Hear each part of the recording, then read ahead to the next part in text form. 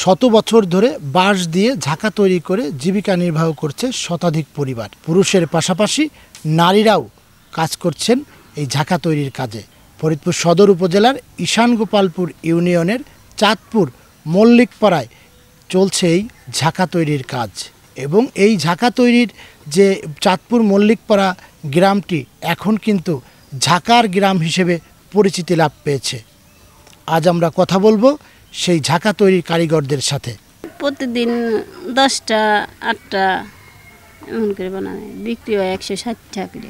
আমি পড়ালেখার পাশাপাশি আমার বাবাকে সাহায্য করি ঝাঁকার কাজে, যাতে পরিবারে কিছু আর্থিক উপার্জন বা বৃদ্ধি পায়। শত বছর ধরেই চলতেছে এই ব্যবসা।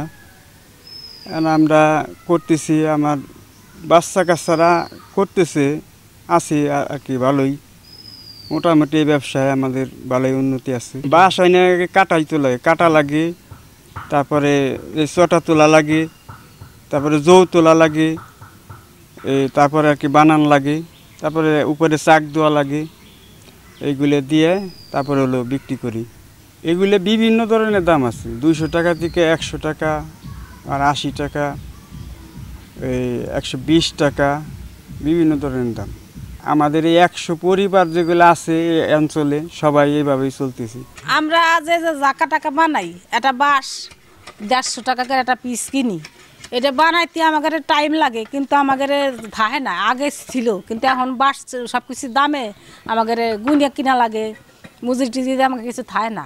তাই আমরা অল্প এই সহযোগিতা সরকারের কাছে চাই যে আমাকে যে হেল্প করলে আমরা একটু বাঁচি। এই গ্রামে ঢুকতেই কিন্তু দেখা মিলবে ঝাঁকার। প্রতিটি বাড়ির সামনেই ঝাঁকা তৈরির কাজ চলছে এবং ঝাঁকাগুলো তৈরি করে সেখানে রাখা হচ্ছে।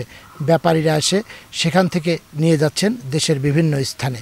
ঝাঁকা তৈরির কারিগরদের দাবি, সরকারের পক্ষ থেকে স্বল্প সুদে ঋণ দেয়া হলে তারা অনেক সুবিধা পাবে এবং লাভবান হতে পারবে।